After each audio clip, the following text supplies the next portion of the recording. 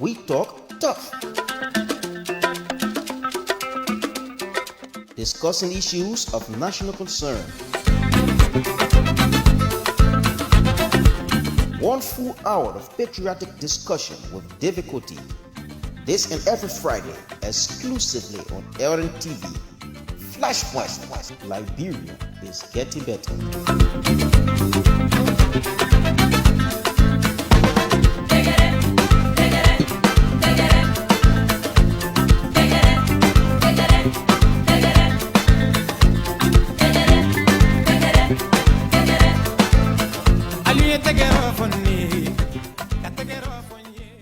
Okay, thank you very much and good morning to everybody. This is Flashpoint, the voice of the coalition, and I'm David Koti.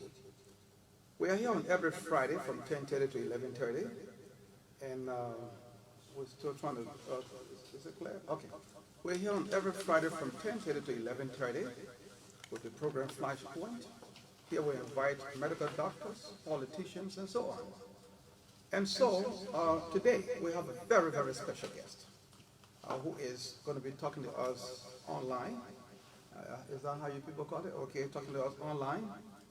She is not in the country, but this is somebody that I admire a whole lot. I was able to contact her when I listened to her on another. Okay. Let's just say hello to our guest and see what we're getting her from that end. Hello, Madam Yanti. Hello, can you hear me? Yes, I'm getting it. Okay, we're trying to see whether it's loud and clear here. Okay, it's clear. The technicians are saying that it's okay. Good morning to you once again.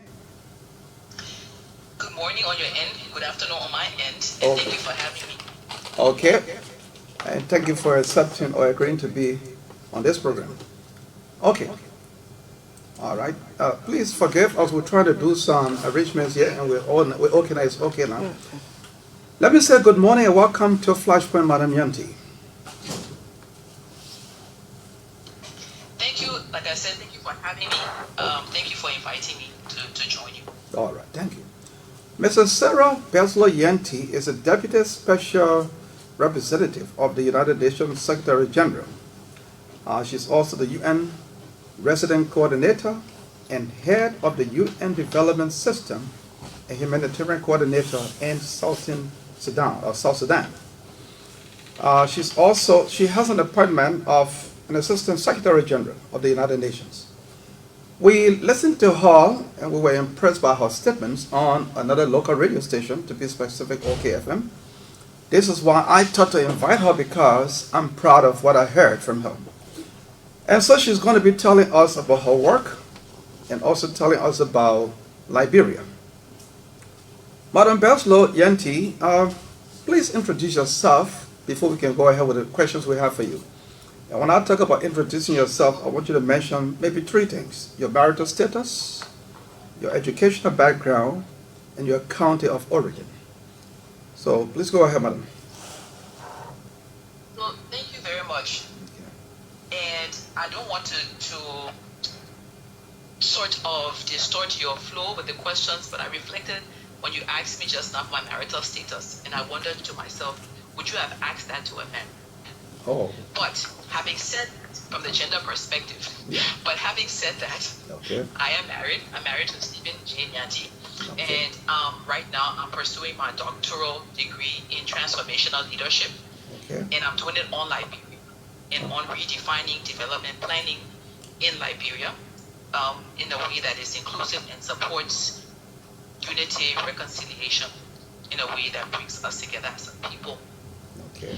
I hail from Grand Cape Mount County, Okay. where my father ethnically hails, and I currently reside in Montserrado County, but also Margibi, where the Beslo family has been for almost 60 years or so, or more than 60 years actually, in terms of its investments in the economy in Liberia. So I represent those counties when I speak, and I said this on OKFM before that you mentioned them, and I will say it again. I'm a reflection of what we are as a people. The fact that we're interconnected, we're interwoven, we're one people, and any attempt to separate ourselves ethnically is an attempt to destroy Liberia. Okay. Well, I'm sorry if I asked a question I'm not supposed to ask. Please forgive me for that. But usually when people come here, even the former vice president of Liberia appeared here, I asked the same question. Sorry about that if it didn't suit you. Okay. Would you like to tell us about your hobby after your hard day's work? My hobby after my hard day's work. Yeah. It's interesting because if I say anything different than what my family will expect me to say, they will probably laugh at me or hold me accountable. I work my hobby. So I do my official work and I do my unofficial work. And my unofficial work is linked to ministries, linked to my outside activities that are all about nation building, community development, and so forth. So I don't have a hobby as others would have in terms of reading or swimming and those things. Okay. I don't have leisure hobbies. I have work hobbies. Okay. Well, thank you. Now, the next question is, let me not say a question. Please tell me about your work experience in Liberia. I heard about you, and I want you to say for yourself, from your own mouth, that you have worked in several capacities in Liberia.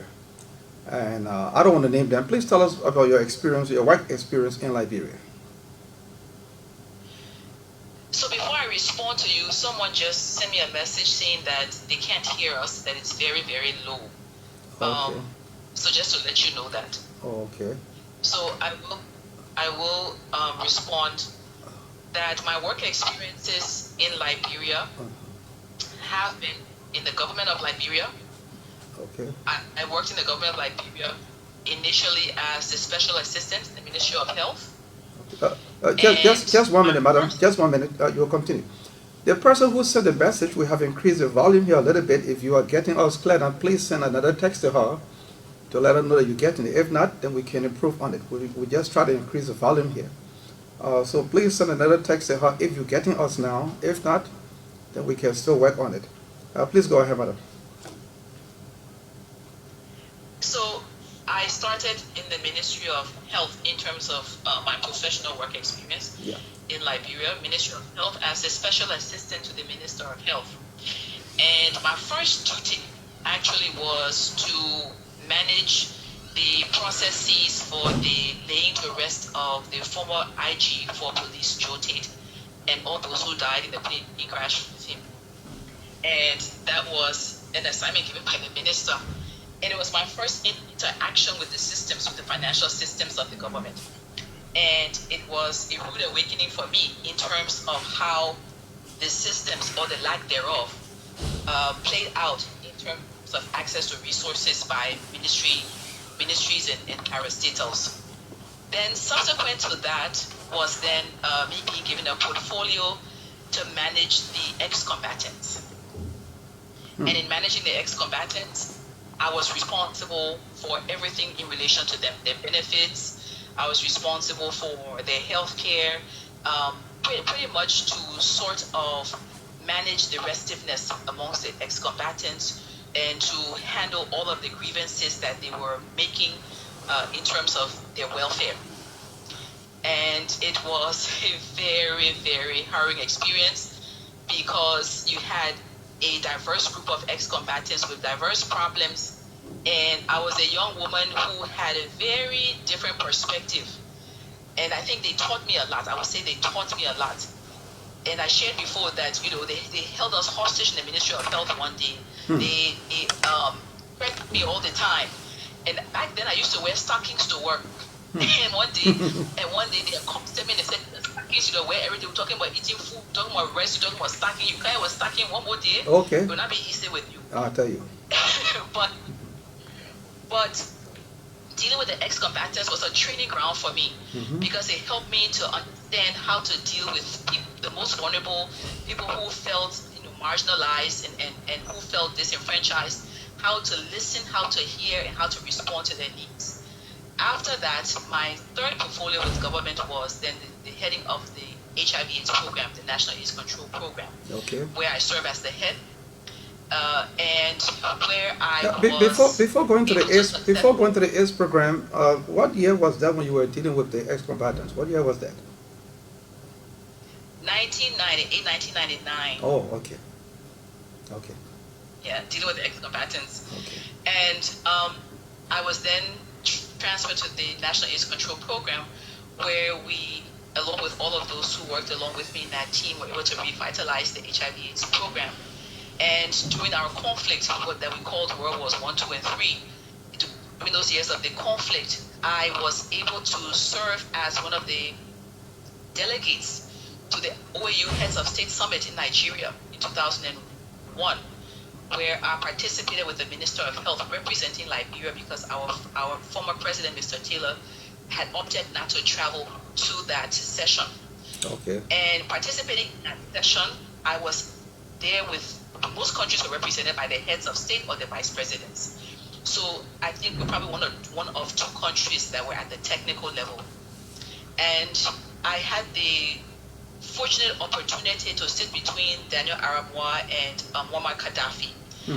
And in that plenary that was chaired by Muammar Gaddafi, where Kofi Annan and Bill Clinton attended, I was fortunate to be there when Muammar Gaddafi recommended, and all of the heads of states unanimously agreed to launch a fund for HIV and malaria, an African fund that would cater to the needs of Africans, and it would be based on ability. So countries with better resources, with more resources, would put in more, and countries with greater need would withdraw from that fund regardless of how much they put in.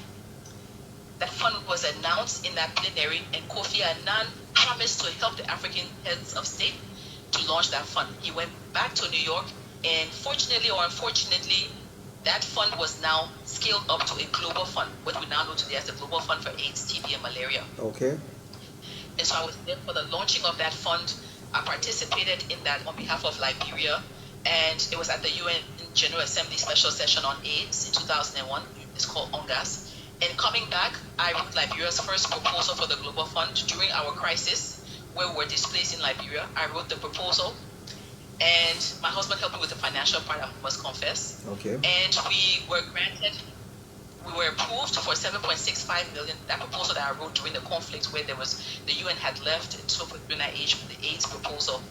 And that proposal was awarded, and it was given to UNDP because they said the president was indicted and they could not give the fund to the government. Okay. UNDP did to advertise a position to manage that fund. I applied for that, and I became the national officer responsible for the Global Fund grants in Liberia in UNDP as a national officer. So that was my last job in Liberia, when I joined the UN as a national staff in Liberia, and then subsequently I went international. I see. Did you travel around some counties when you were here working in Liberia? I mean, like Lofa, my county. Did you move around one or two counties? I did. I think my best memory was Nimba. Okay. And I remember vividly why my best memory of going to the field was Nimba, because I hadn't realized how we had such vibrancy in terms of economic activity in Nimba. I had heard, but I had not seen for myself, and I was pleasantly surprised and really excited to see what Liberia can be, to see the viability of our economy should we have the right investments being made to diversify our economy. So it was a really good experience for me going to Nimba. I went to several other counties, but my best memory was my time spent in Nimba. Okay. Well, thank you. We're very pleased to hear all of these good things about you. Let's go to another question. What has been your role, even though you mentioned a little bit of it, what has been your role actually at the United Nations? In fact, how did you get there? So, like I shared, I joined the UN as a national officer. And by the way, I'm told I'm one of the very few who's ever been a national officer to rise all the way up to the level of Assistant Secretary General. It's very rare. Almost, you can count the people on your hand who go through from the bottom to the top. Yeah. And so I joined in Liberia as a UN staff, and it was because of the results we achieved with the Global Fund grant. I set up the program management unit for the Global Fund in UNDP. It was later transferred to Ministry of Health. It's still in the Ministry of Health today.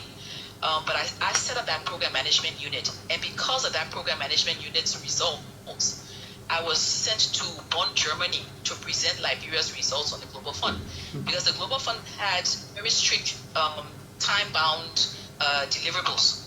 And so you delivered in terms of the resources, but also in terms of the numbers people reached with antiviral drugs and so forth.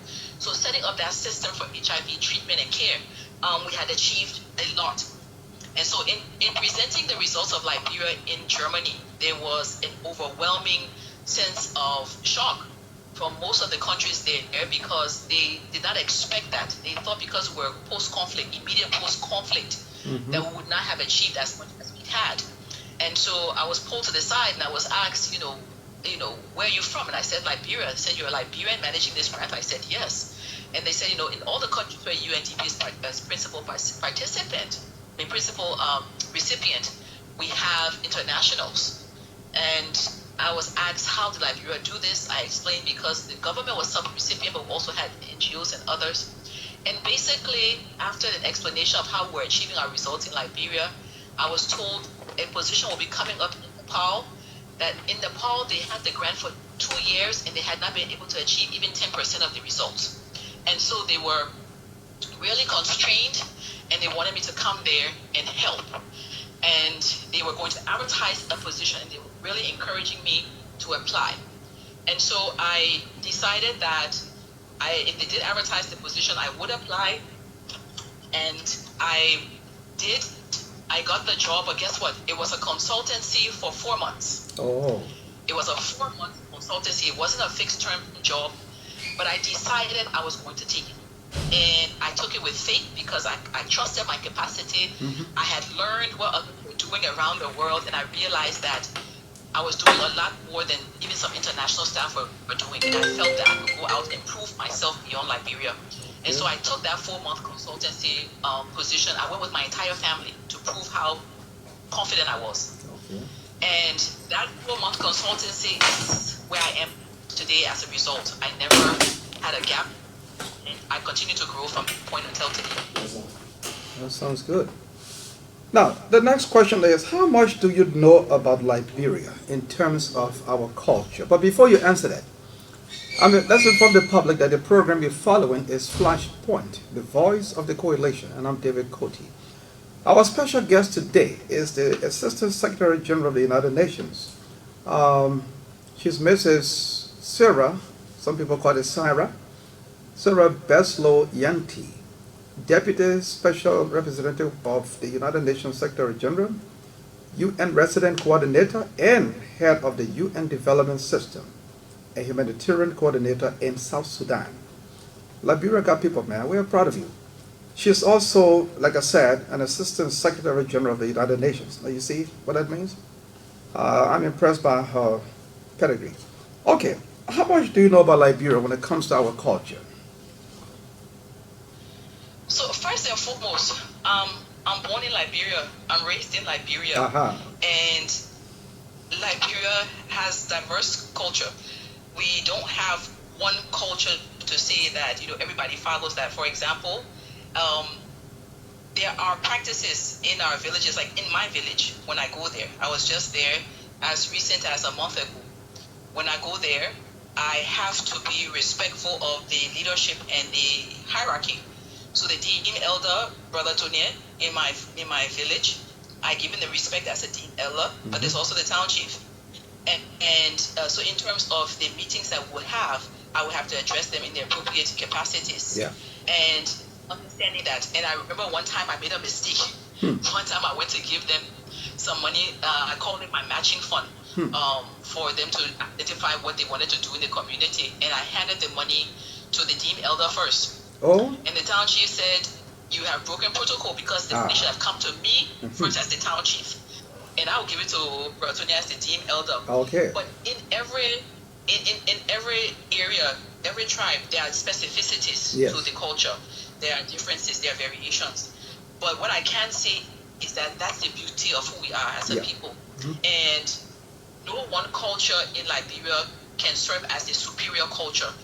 No one ethnicity in Liberia can serve as a superior ethnicity. No. All should be valued, treasured, and I believe we should preserve our languages. I continue to say that. I don't speak Vai. I get to the village, and I have to do the, Sarah, they will ask me, Yeah. you know, we talk the Yeah. Karama. Oh, but you sound All good. of that. Sorry? No, I said you sound good. You are better than me. We do the pleasantries, Yeah. and they will tell me, so no, you not pass the Kasiri Karama, please. Oh. We laugh about it. Mhm. But I don't speak the language, but I speak the love. I Okay. speak the heart. Yeah. And I speak the DNA of what has come from that village. Yes. My grandfather left that village as a Vigola man who went to Monrovia, but because of these differences, because of these barriers we place around our ethnicity and so forth, he felt the need to not go back to the village because he was concerned about people in Monrovia knowing that he was a native man. So he had to join the Masonic craft and carry out other engagements socially to belong. So a man who was Sobai, his name was Sobai, Okay. he had to change, the name was changed now to Baislo. Now, that's the root of our issue, isn't it? The fact that we don't celebrate our ethnicity, we see it as a point of division. And I hope we'll get to a point where we do a historical analysis of where we've come from. Yeah. Have a historical commission that looks at our history and brings out all the rich treasure, the wonderful culture, the beauty of Liberia rests in all of that. And I hope we get to that place to celebrate all the cultures and all the dialects, all the ethnicity, all the variations to it. We celebrate it as opposed to using it as a means to divide us. Okay. You don't speak your dialect. You're not the only one. I'm in the same trouble too. And let me say here, I keep saying it all the time. I like to say again that I was born in 1953 in Lofa County. And when I was 5 years old, my father brought me to Monrovia in 1958. And when I came to Monrovia, I was living on Camp Johnson Road in the police barracks where nobody spoke any dialect to anybody. We all spoke English. So that became a problem for me. Even when I went back to teach in Lofa in 1974 at the SDA school, I remember I had a serious problem in communicating with my own mother. I had to use an interpreter, and that was very embarrassing. But I learned it some kind of way, though I'm not very fluent like you. But I'm trying small myself. So I don't think anybody can hold you responsible for that. Now, my next question to you. With your vast experience in and out of Liberia, do you have any intention of becoming president one day in this country? Interesting question. So my response to that is that I will respond first with a question and then I'll break it down. My question is, should I not? And the reason why I ask that question is because Liberians of diverse backgrounds, diverse experiences can believe in a democracy and believe in the right to participate in that democracy is a healthy thing. And I think the fact that for us who have, although we're over 170 years old, we have a very frail democracy. We have a very, very young democracy in terms of maturity. And I think the more we can believe that we can aspire, and greater than that, we can have young girls believe that they can aspire, because there has been in Ellen Johnson's belief. I think it's wonderful, and I think everyone should dream about aspiring to the highest height. Now, everybody will not be president, but in trying to reach there, we will do the best we can do for our country. And so I don't know what the future holds for me, but what I do intend to do is to lead and influence people of our country to ensure that everybody understands their rights, everybody understands their responsibilities, and that all of us are responsible for nation building. That I intend to do. Where that leads me after that, I don't know.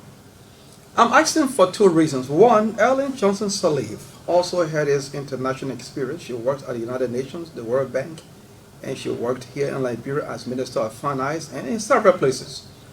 And then the people saw all of these takes and said to her, "Madam, we want you to go for the executive mansion." And she tried before and didn't make it, and she got there in 2005. So when we see another person like you with a vast experience internationally and locally, we are proud of you. This is why I called you the other day and I said to you, in fact, when you were on the radio at OKFM, I called and I made some comments about you. And I found a way to get your number, and I called you and said, look, madam, I'm proud of you as a Liberian, an Assistant Secretary General of the United Nations, and all of your experiences, please appear on my program. And I was very happy when you agreed to do so. So I'm asking this question because of two reasons. One, Ellen Johnson Sirleaf, she was out there at the UN and other places. And because of her knowledge about the international community and her contacts, when she became president, she was able to move this country one step forward. So my question is, with your vast experience, would you be our next Ellen Johnson Sirleaf? Even though you have said you don't know it now, it's in the future. I'm just giving you the reason why I asked you the question. So, with all due respect, let me say this. There's only one Ellen Johnson Sirleaf. Yeah. I don't think there'll ever be another. She is an enigma. And she's broken the glass ceiling for all of us, women on the continent. Okay. And I'm so proud to have been, I am still, but I'm so proud that in my capacity as head of the UN Development System in South Sudan, I could have her to headline the first ever Continental Conference of Women in Juba for the first time, bringing her and other former presidents to South Sudan to have women from 15 countries coming to Juba to lift the voices of women of South Sudan in terms of their participation. So having said that, with all respect and honor to her for what she's done for women on the continent, even globally, I would say that everyone has their own pathway. Yeah. Everyone has their own journey, their own destiny. And some are accelerated, some are delayed, some are taken in different directions. The trajectory is different, but I can see that I see her for what she has achieved on the continent for women, and it tells me that nothing is impossible. Okay. We have had peace in this country now for roughly 20 plus years. I know that we fought war in this country for 14 good years, where we destroyed this country. We killed people, killed each other. About 250,000 persons died because of the civil war that lasted for 14 years. And we ended a war in Accra, Ghana in 2003. Fortunately, I happen to have been a part of that ending of the war by signing the peace accord on behalf of my party. So since 2003 up to now, it's about 20 years. October 10 days here, we are going to the polls. What advice do you have for candidates who will be in the race from political parties? And what advice do you have for voters who will be going to vote? What advice do you have in terms of maintaining the peace? So in terms of my advice to voters, I intend to move around the country to give that advice directly. Okay.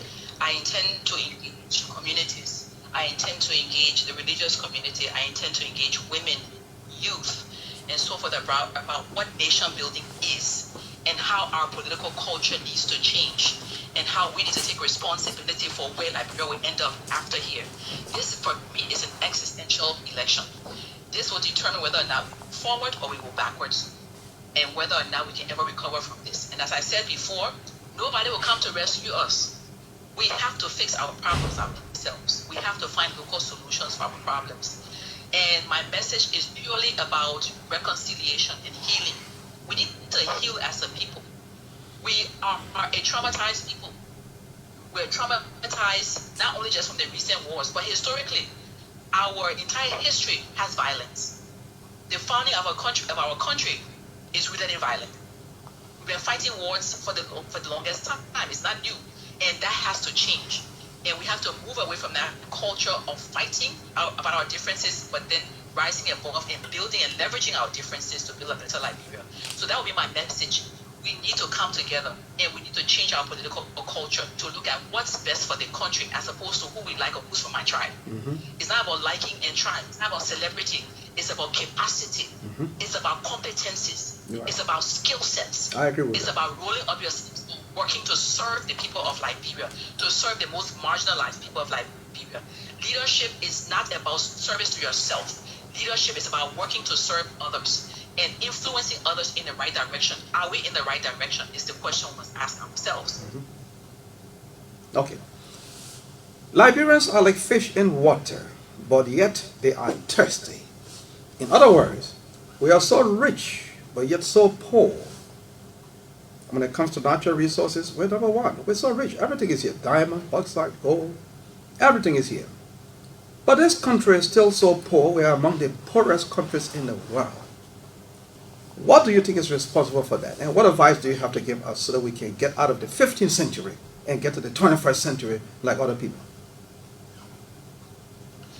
Well, I'll go to the scripture. The people are destroyed for a lack of knowledge. And knowledge spanning from knowledge about what we have, knowledge about the value of what we have, and knowledge about what it can do to deliver us from this cyclical poverty. And so resource management is about equitable distribution of resources, making sure that resources are garnered and used for all Liberians, not only for the political elite. In fact, the resources should primarily be used for the poorest of the poor first, before the richest of the rich. And they're not intended for the rich to get richer, but rather they're intended for us to lift people out of poverty. And we continue to get poorer. We continue to go backwards. And so there needs to be leadership that looks at the resources we have, how all of us can participate in harnessing the resources, meaning job creation, making sure that we stop exportation of certain raw materials and making sure we can process them locally and create jobs for our people, looking at how we expand agriculture, how we look at ensuring incentives for farmers to want to plant more, moving from smallholder farming, but really to large-scale farming and feeding ourselves. We rely on others to feed us, and we have food. Literally, we have the soil, we have the water, we have the people, we have the land. Come on, we can feed ourselves and feed others. And so really it's about how we manage our resources. And I think this is the language I want to speak with the people of Liberia to say when you're going to the polls in 2023, this is existential. Do you want to continue the cyclical poverty, or do you want to look for people who can deliver results for you? This is about you, not the person you like. You, your children, and your grandchildren, what will their tomorrow be? How do you make decisions today that lay the foundation for how the future will look tomorrow? Well, I don't know whether the person who sent you the text has sent another one to say we are okay now. I hope we are, because this program is being recorded and it's going to be shown on television Sunday night with a photo somewhere in there so that people can see who they're talking with. Now, I don't know whether I should ask this, but I think it's important. We were talking about tribe or speaking dialects. Do you think it's necessary or important for us to have one particular dialect to speak in this country? You know, sometimes when I sit, you know, I was in Ghana sometimes back. I've been to Ghana 5 times for various reasons. But each time you get to Ghana and other places, like in Nigeria, you hear them speaking a particular dialect or language. But then we don't do it here. We don't have some people are even suggesting that we try to learn or speak Pele in, we should teach it in schools. My view on that, is that we should promote our local languages as an elective. I think we should show pride in our local languages. Okay. I don't think we should make it mandatory. I think we should look at where Ghana has come from. They didn't start with that yesterday. They didn't start with that 10 years ago. That's rooted in them from the beginning, right? Okay. So we've come a long way with many differences and many issues that led us to fight ourselves. A language will bring us together. Our vision will. We need to have a common vision of where we want to see Liberia go. What should Liberia look like in 2050? And what needs to happen in 2023 for Liberia to get to that 2050 vision? Okay. And what do all of us need to do as a people to get there? Speaking one local dialect will not get us there. Okay. But what will happen? Speaking one language about development, about unity and reconciliation, healing, about educating our children, giving them quality education, about fighting corruption, about fighting the issues of lack of transparency, about fighting for the rights of people to have access to basic services, and making sure that the issues of basic services, people are held accountable who has to work for those services. That language of the oneness of purpose and vision is what will take us forward. It's not a dialect that will take us forward. Okay. Now, we may not have time to take calls because we came in late. There was another program going on here in studio. We don't have much time in studio now. Maybe when you have time, we're going to bring you to studio where you will have time to answer questions from the public. But let me ask you this. If you were president of Liberia, I know you have said that you don't know what the future holds. You haven't told us that you have any interest in that. But if you were president of Liberia, what would be your priority in about a year? For example, right now we've got too many problems.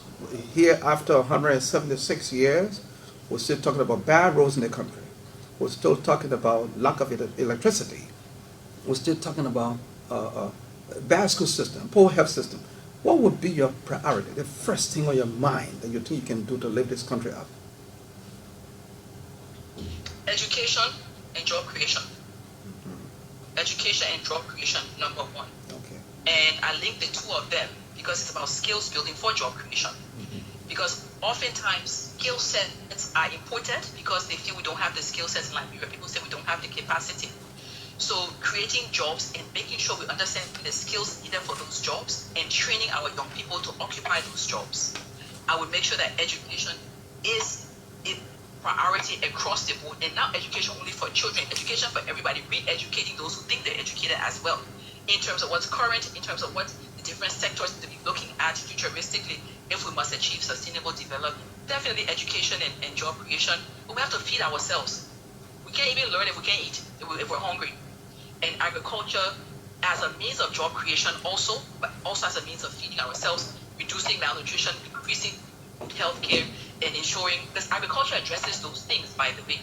Definitely infrastructure is important, but education, job creation, agriculture need to be priorities. If I ever decide to run for president, I will lay out my manifesto for you, but before that, I won't give anybody any ideas. Oh, I like that. Okay, I like that. Okay, since you talk about agriculture, let me...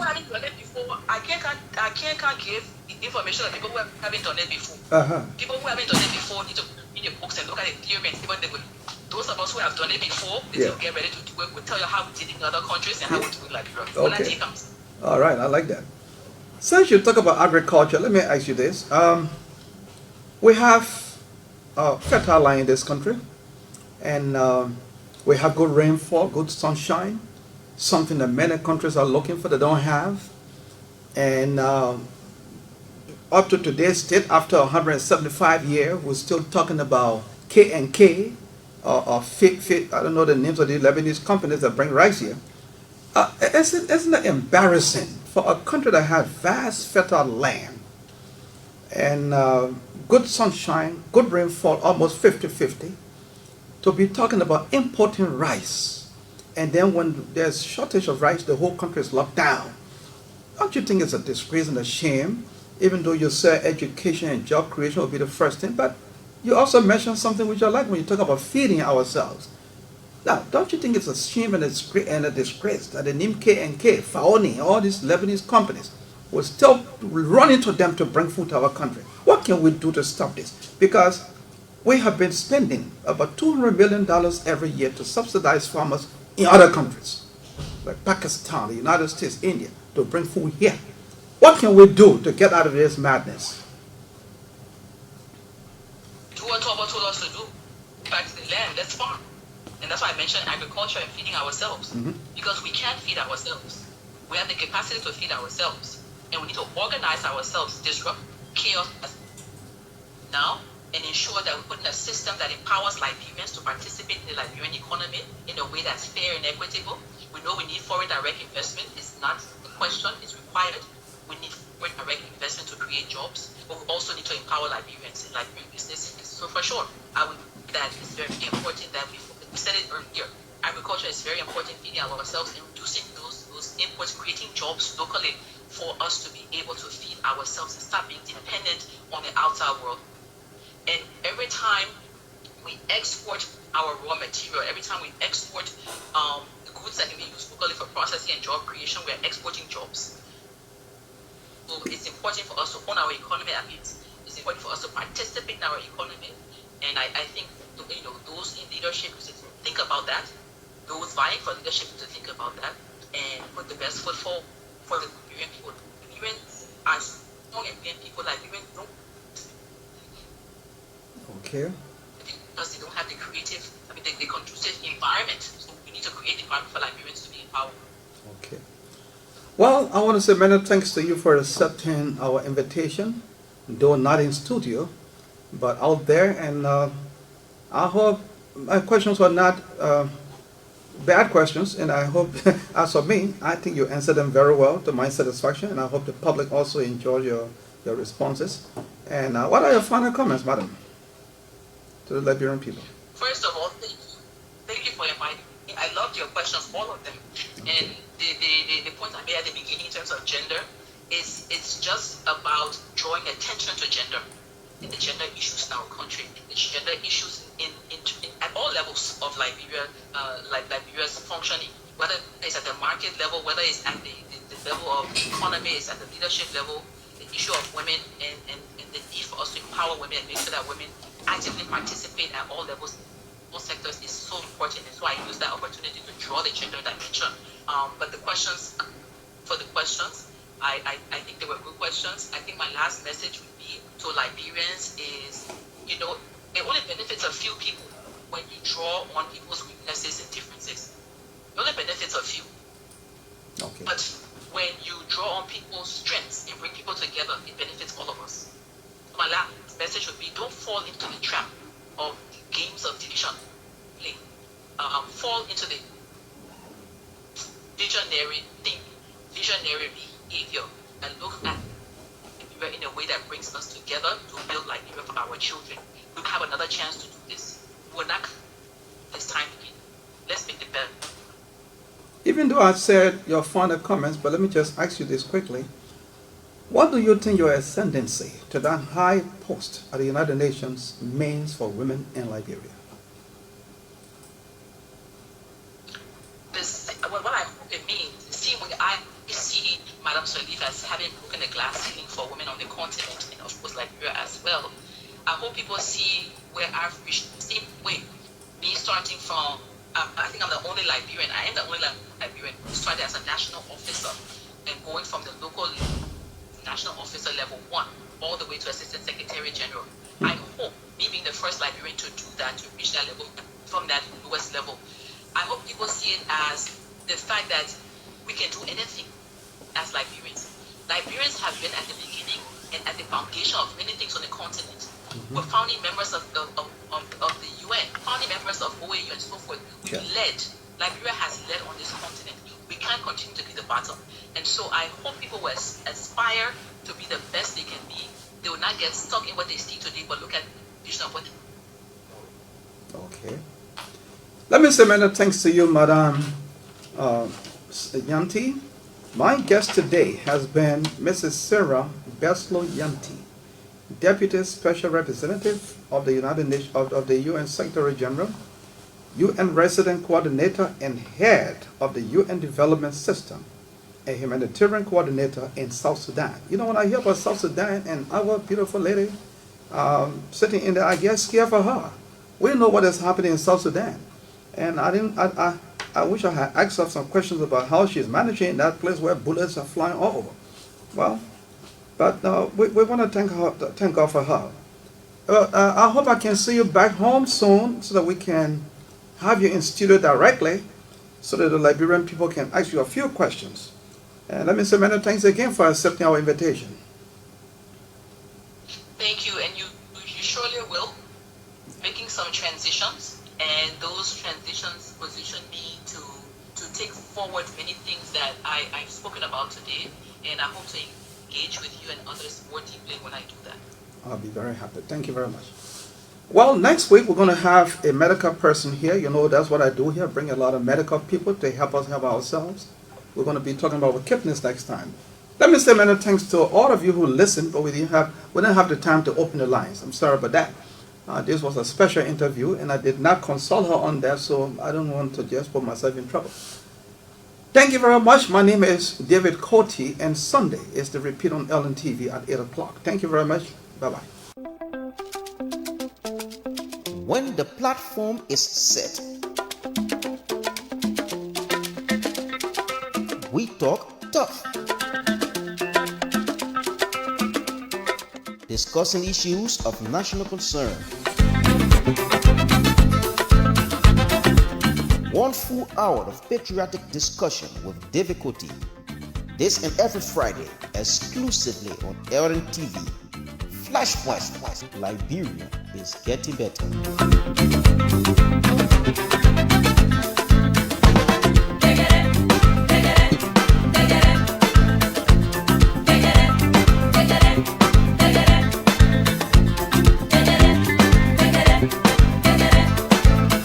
Ali te get off on me.